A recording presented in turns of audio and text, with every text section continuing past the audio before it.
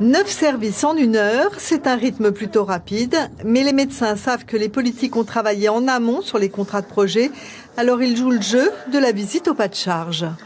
C'est plus, je pense, une visite de courtoisie et voilà, on fait une présentation un petit peu des activités, d'une partie des activités de l'hôpital.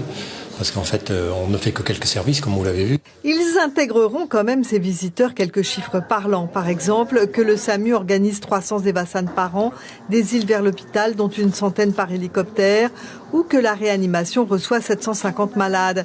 En dépistage comme en soins, il faut toujours plus de moyens, toujours plus d'équipements, et tous les médecins ont envie du meilleur pour leurs patients. Mais pour le représentant de l'État, l'urgence, c'est l'oncologie. Il y a effectivement un programme exceptionnel qui a été annoncé, vous le savez, par le président de la République le 22 février, de 700 millions sur 3 ans, qui sera accompagné d'ailleurs financièrement également par le pays. L'objectif, c'est d'abord de bien identifier les besoins complémentaires en oncologie. Même priorité pour Édouard Fritsch, qui souhaite décentraliser le dépistage du cancer du sein aux îles Marquises.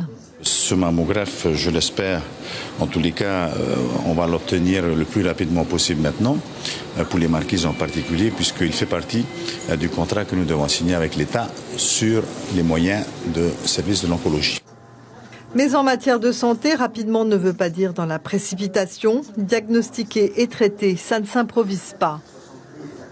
Il faut organiser toute une équipe.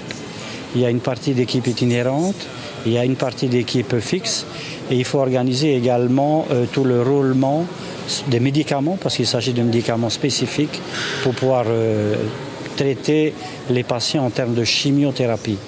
Alors il faudra patienter encore un peu pour une offre de soins mieux décentralisée. C'est toute la problématique de la santé en Polynésie.